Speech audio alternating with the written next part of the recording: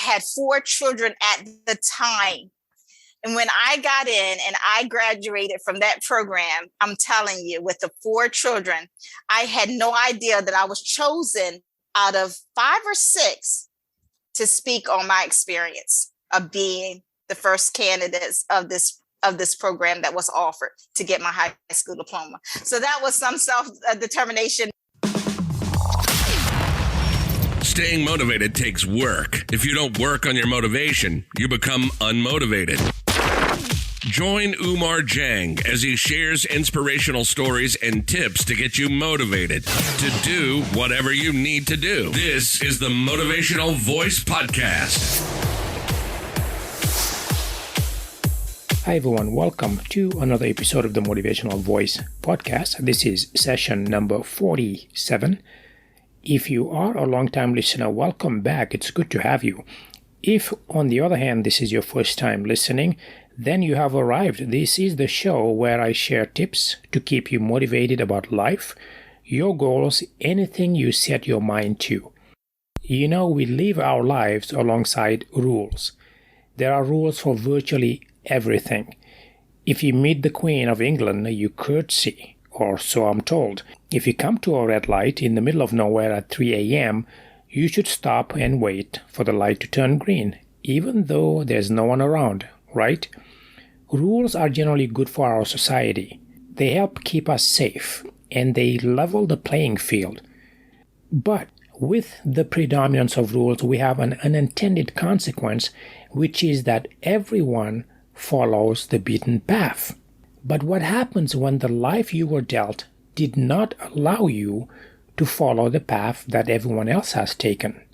Are you shunned from the rest of society? Are you doomed to fail because you are following a different path? Or is there a way to make it by following your own path?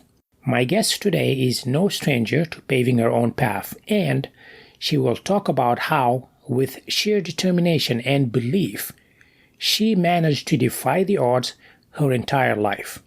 So without further ado, let's listen to today's interview. Kimberly, welcome to the podcast. Thank you. Thank you for having me. I appreciate it. Absolutely. No, it's my pleasure. Would you take a second and introduce yourself to our listeners? Okay. Well, I'm definitely a inspirational speaker and just love motivating people. That's my passion, just motivating anyone that just needs some type of encouragement and inspiration to not just give up, just keep moving this journey that we all have to journey through, which is life. And I'm a mother of 5. So I have 4 adult children and 1 minor, which I am loving that season.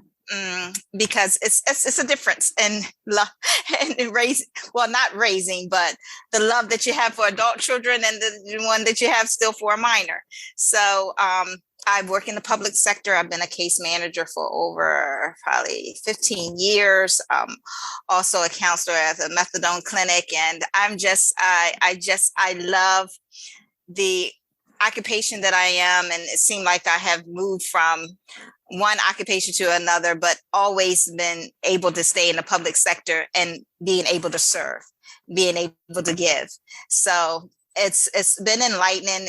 I always say my weeks are always changing and learning in the process. So I believe you never get through the learning stage, and that as long as we are living here on earth, that we always have the ability and the opportunity to learn something new. So that's been a great endeavor for me, is to be in occupations that I can continue to learn and grow. I know you talk a lot about obstacles, overcoming obstacles and determination and among other things. What led you to want to talk about that? I know you touched a bit about that you want to motivate people and inspire, but was there something in your life that happened that maybe pushed you to want to do this and talk about these specific topics? Well, I had to find it within, and I'm now passionate to try to encourage people to know that you have a choice and you can choose yourself to want the best, and that also builds that self-determination. I had to.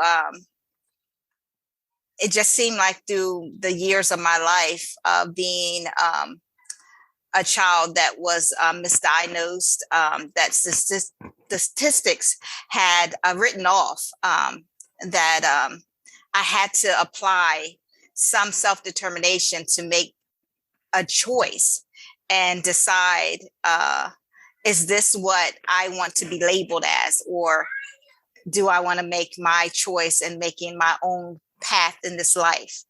I had to decide, even with accepting that there is some learning challenges that I have to, take, and I have to apply myself. I really have to apply myself differently than my grown adult children. I remember one of my colleagues that said, "You don't have to write the whole book," but this was my note taking, because the more I was repetitive in doing stuff, the more I could remember. But I had to accept the challenge, but also not to be defined by the challenge and say, this is what's going to prevent from me getting what I want to get. And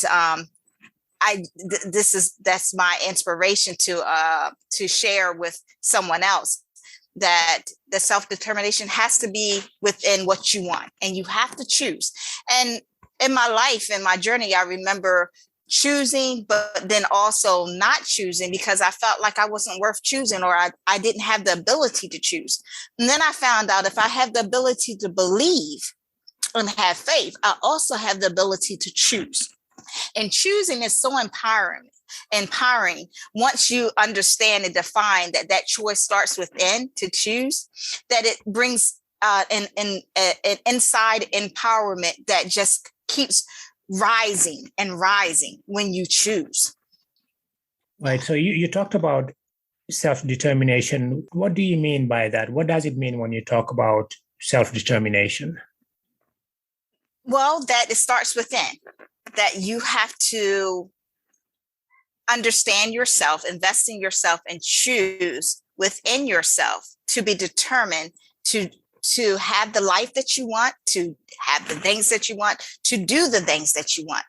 That do the challenges or do obstacles or do statistics says otherwise. And I'm a living witness that I've had those challenges and those statistics that said otherwise. You mentioned the statistics where you were pegged that you weren't going to be able to do certain things, or perhaps even be a certain someone. Right. Can you give me some examples of situations where that happened? What specifically were you told, and how did you use your self-determination to overcome those beliefs or challenges? Well, from immediately being a child that either you're in a foster care or you were given away, that was one of the first knocks. I was up until 5 years old with my biological parents, that both of them pretty much gave me away and abandoned me, even though I was raised inside of my paternal father family. I was pretty much just, that was it. They went on with their life. They had other children. They divorced after a while, but neither one of them came back to get me. And I was 5 years old and had to adapt, had to choose. So that was one of the first things. And I remember going to the doctor, and my adopted mom telling me this when I got older, that she was saying that the abuse, and mentally and physically, that they pretty much said that when I had children, I would be one of the statistics that would give away one of my children, or I would be abusive to one of my children. So then in the 70s, with the testing being like it was, and I came from a very religious family that prayer was the ultimate solution of everything. Even though one of my educators had said to my parents that they made consider having me talk to someone like a specialist or a counselor, and that was it was uncalled for in the home that I was living in, a religious home. And so the test came due academically where I was tested as mild retardation instead of PTSD.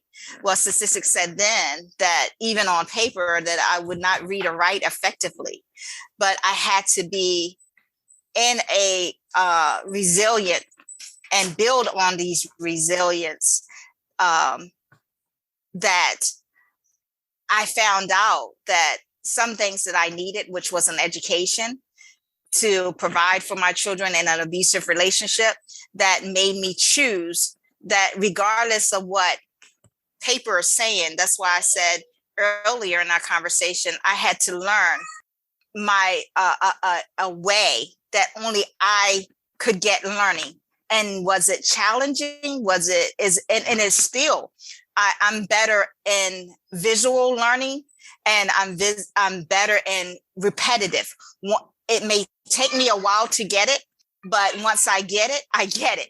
So I just did not let those challenges stop me from, one, getting the degrees that I wanted, two, getting the job that I wanted.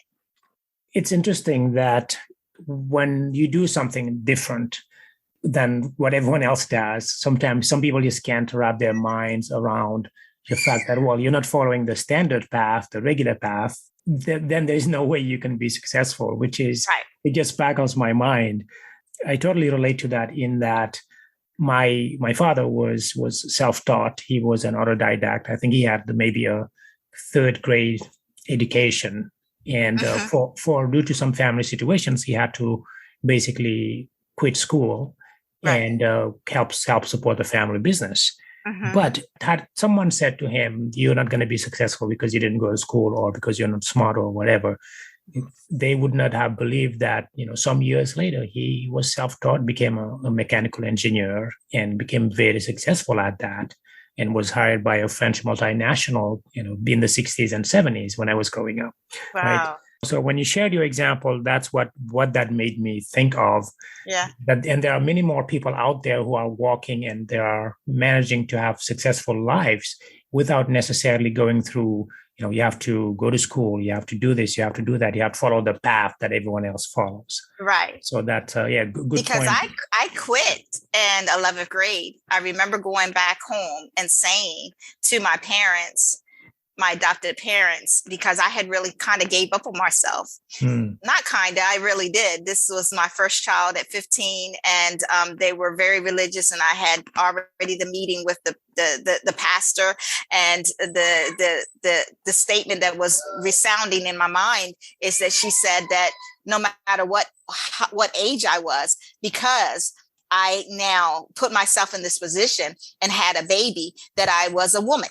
So I'm now in my mind thinking, even in a 16-year-old body, because I had her at 15, I turned 16 August 13th, she was born July 31st, that I had to do the best that a woman could do, not physically, not mentally, not emotionally ready, but just because this was said to me.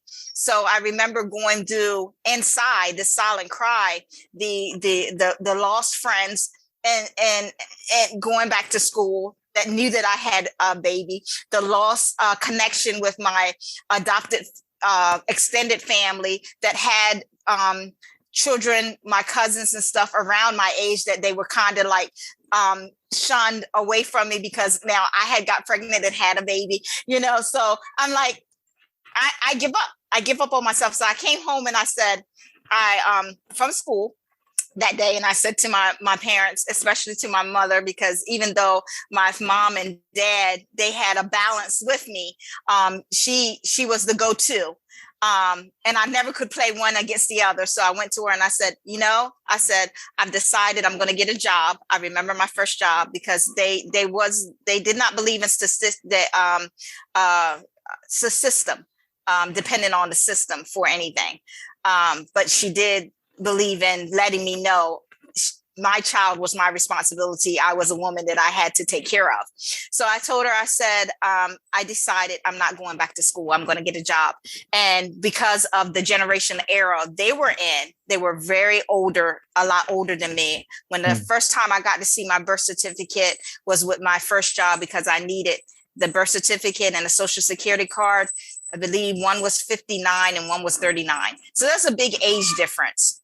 My father was older and my mother was younger. And I've never seen anything but that birth certificate at that time, which was them. And I said, with that generation era, they was not, they did not use education as a foundation. They did not encourage it. If I didn't get pregnant, maybe they would have and had dreams, but everything was shut down. So I know exactly what you're talking about. So I had to, get that later, but I did take that literally and did not take the normal path because of the challenges, because of what I was dealing with in the inside, and dropped out of school in 11th grade and had to go back. And get this, when I did go back, when I decided to go back to school, I took the opportunity of this program that started on the Eastern Shore, and it was called the External High School Diploma Program. And it was the first time, and it was offered to, you had to, register and meet the criteria. It was a program that offered these candidates to get the same high school diploma that you would got in high school. And you had to, meet the requirements, the Maryland state requirements and everything like that. So I got in, and I had 4 children at the time.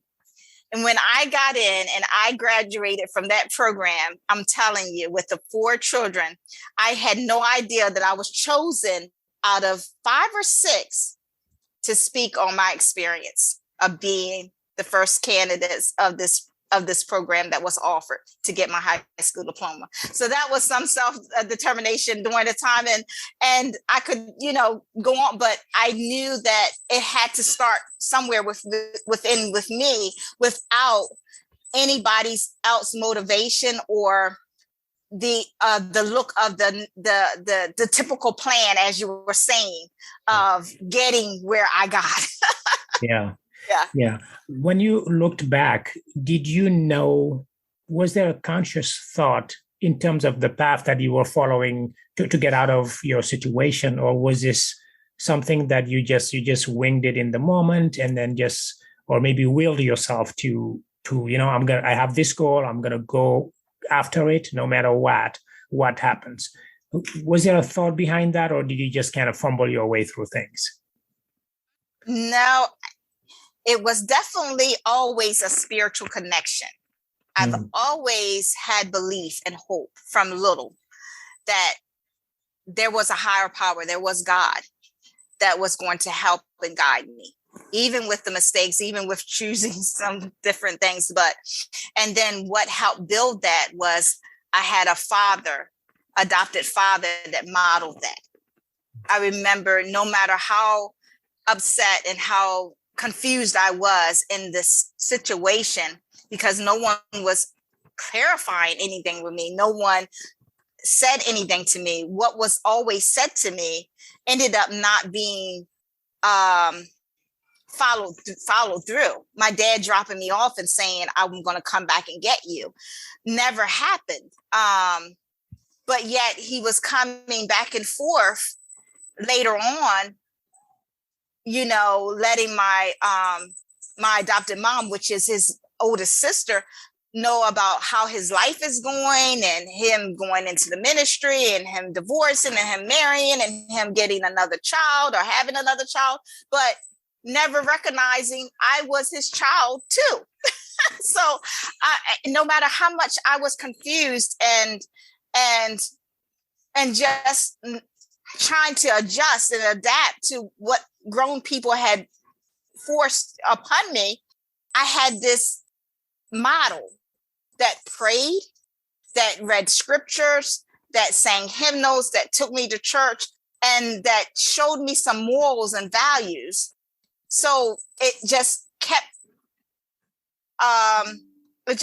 making sure that, I guess, what was already instilled in me growing, and so when I would have those moments, like you were just saying about the choice about the school and everything like that, at that moment of deciding to quit was a feeling of all these emotions that I did not have anyone to really talk to.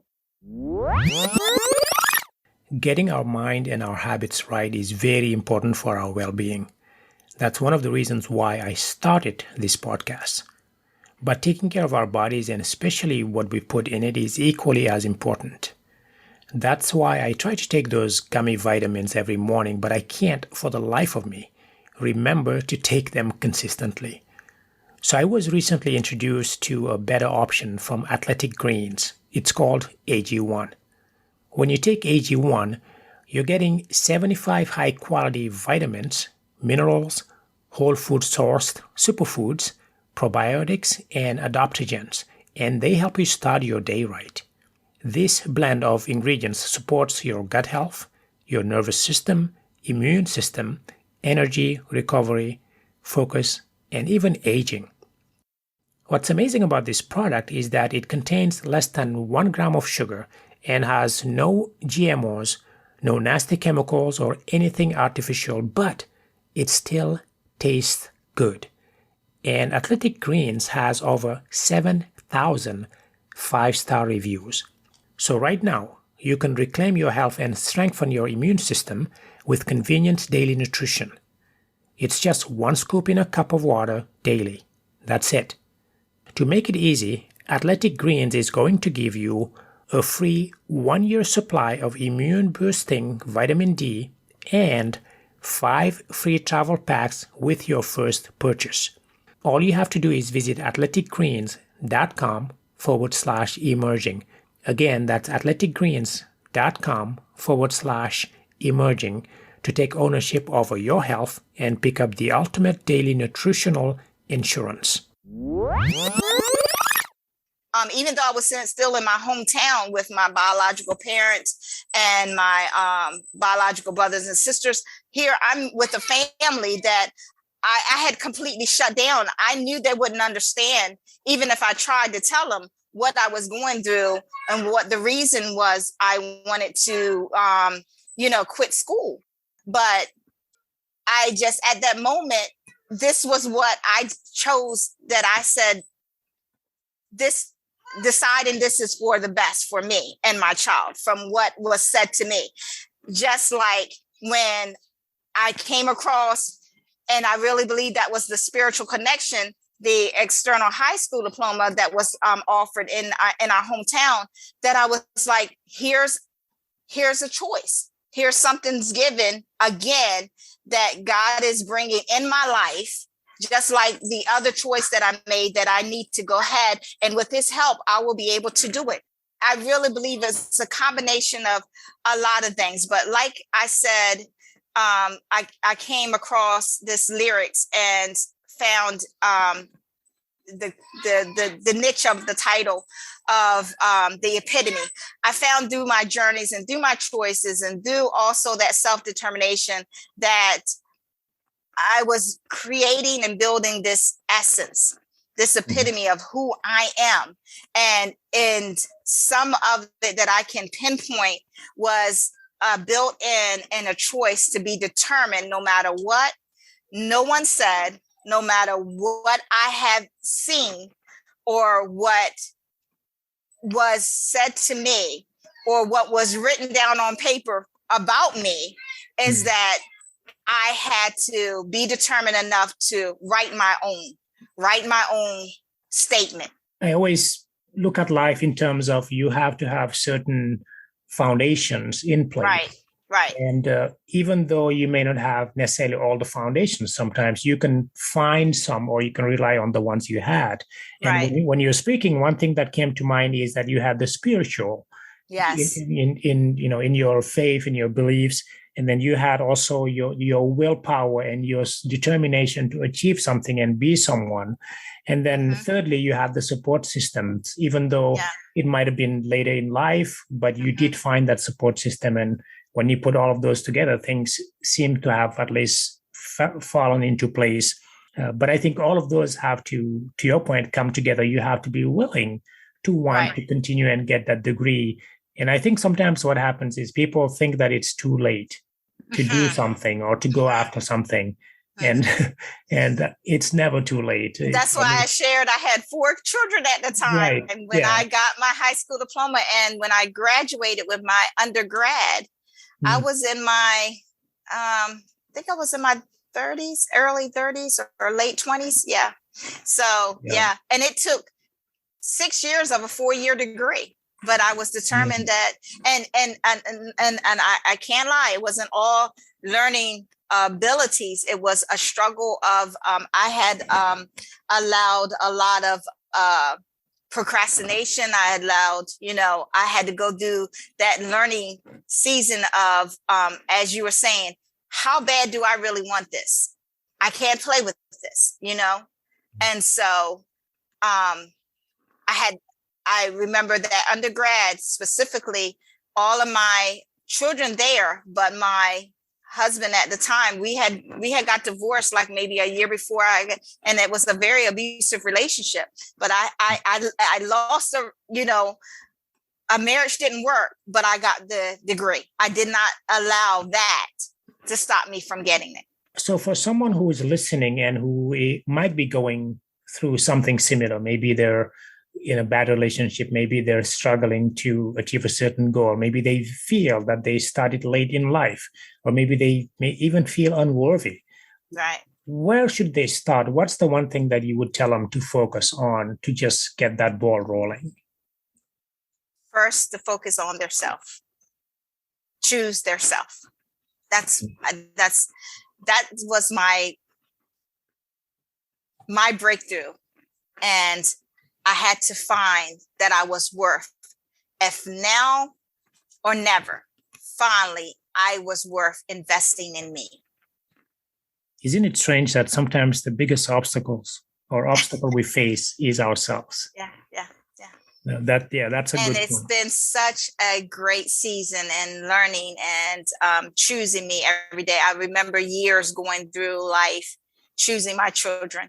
I said, as long as they see me here, as long as they're under a roof that's with 2 parents, I'm waking up every morning for them until I had to get a really good wake-up call and say, how am I giving them the best of me when I'm just choosing them? I have to choose me first. When I choose me every day, even down to my adult kids and to my minor, they're getting the best of me because it started right from the beginning, me. Right. So, and in that, I know there's probably some mindset things, overcoming those beliefs in ourselves that maybe we're not good enough or we don't deserve certain things. And that positive, maybe even positive self-talk. Right. It's funny. We sometimes in our own heads attack ourselves. Yes. More than even our worst enemies, right? Yes. But beyond that, I know we talked about the spiritual, that's one thing, and then just believing in yourself. Are there any concrete things that they would need to do, whether it's finding the right people to support them or doing something outside of themselves and just their mental beliefs? I embrace, as well as I work on the relationship with God every day. I also embrace and I encourage and I also advocate mental health. If it wasn't for that, I wouldn't be talking here. I wouldn't be. I remember the first time that I embraced and accepted and went to my first mental health provider appointment. And it was life-changing. When I say it was life-changing, when I went to the root of, as you were talking about, broken foundations and poured out to her to be able to get the ball rolling, to understand and accept my upbringing was not normal and I wasn't responsible for it.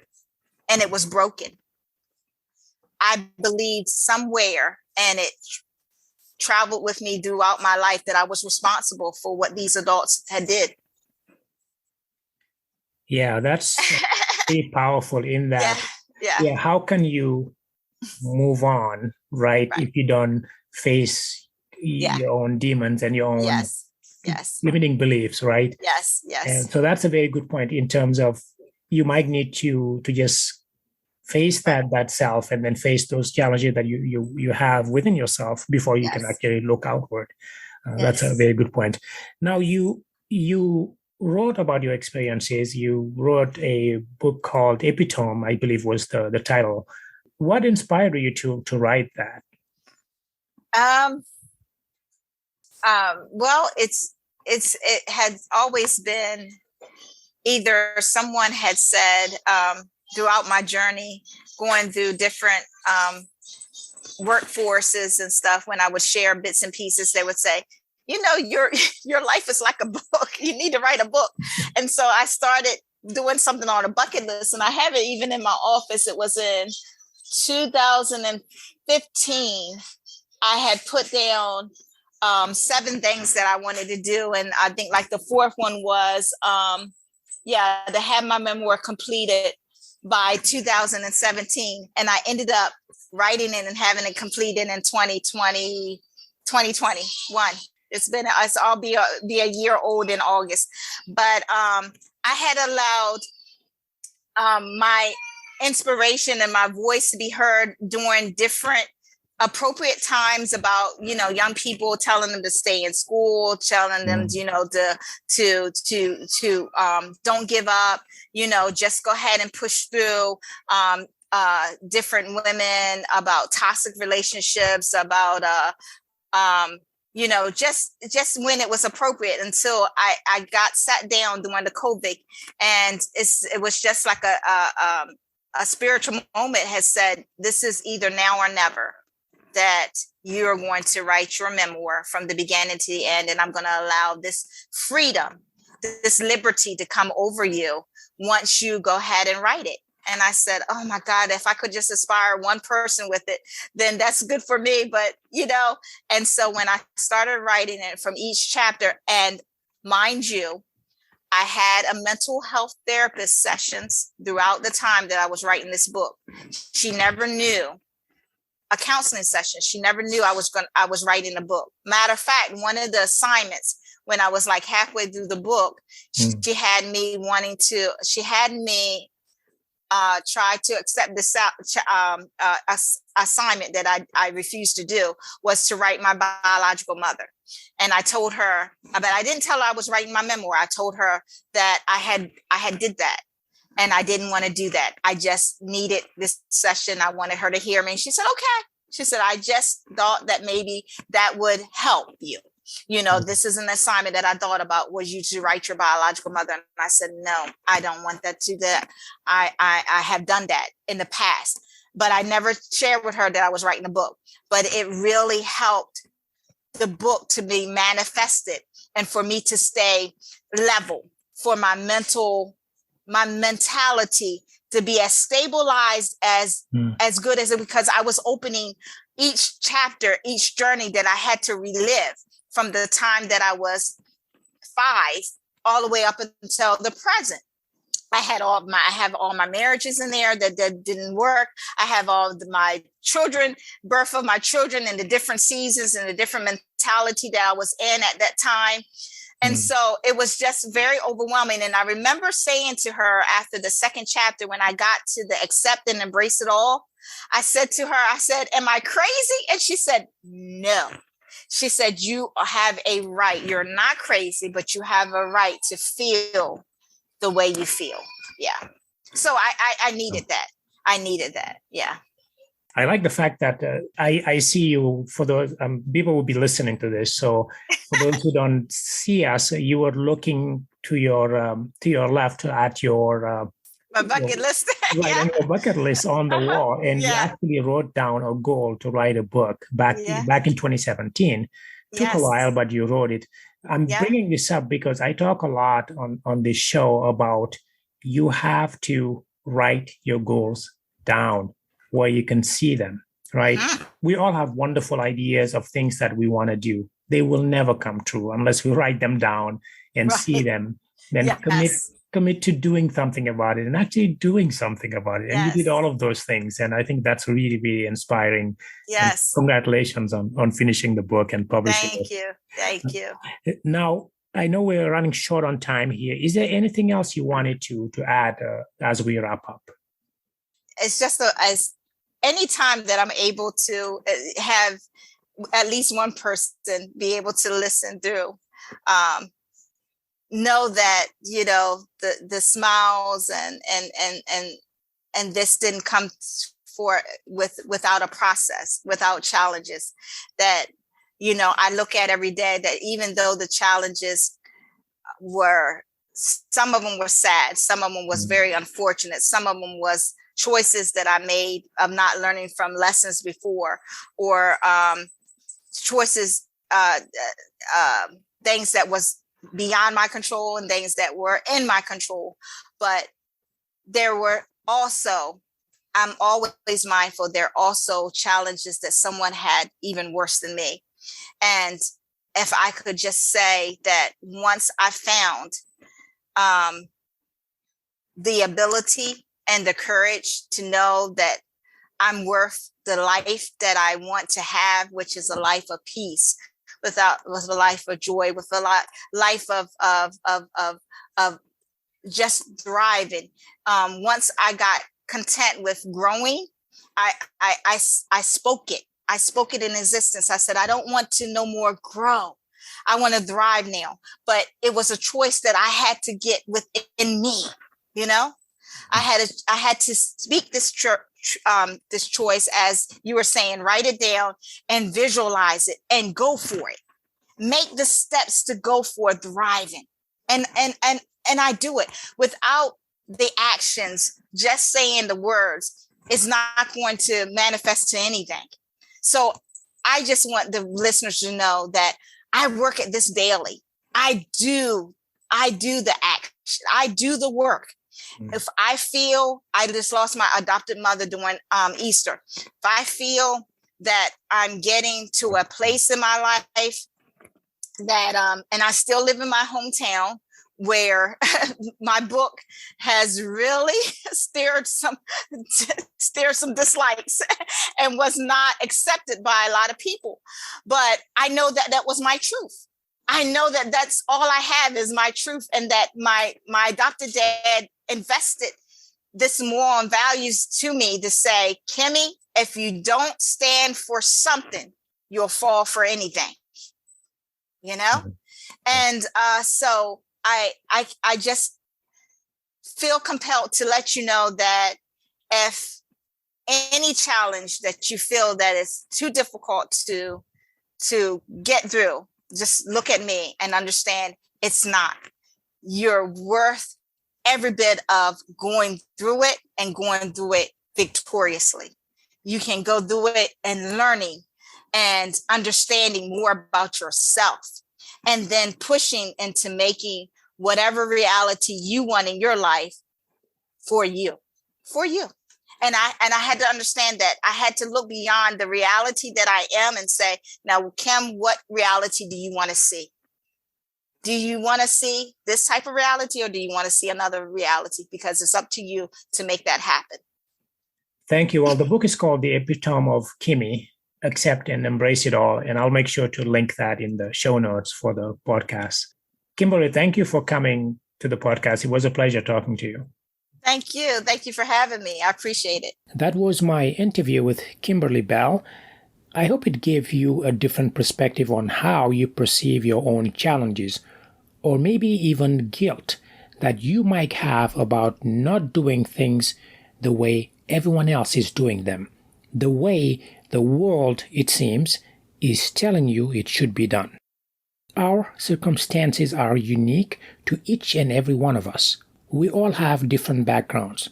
We were all raised differently. And even the people that surrounded us at specific periods in our lives can influence the path that we take or the paths that we do not take.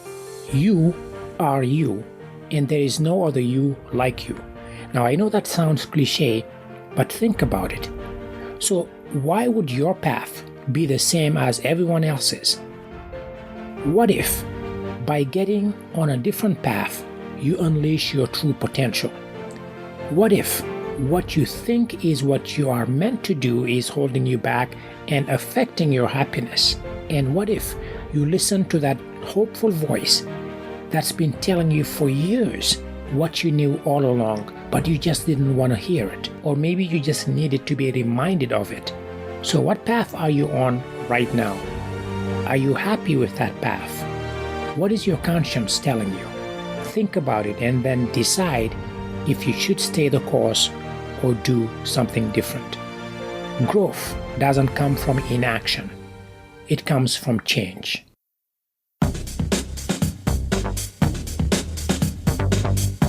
You can find the show notes for today's episode on my website at oumarjang.com/session 47. If you enjoyed listening to the podcast, unlock your smartphone right now and give us a 5-star rating and leave us a review. This really helps others discover the show and learn from the information that I share.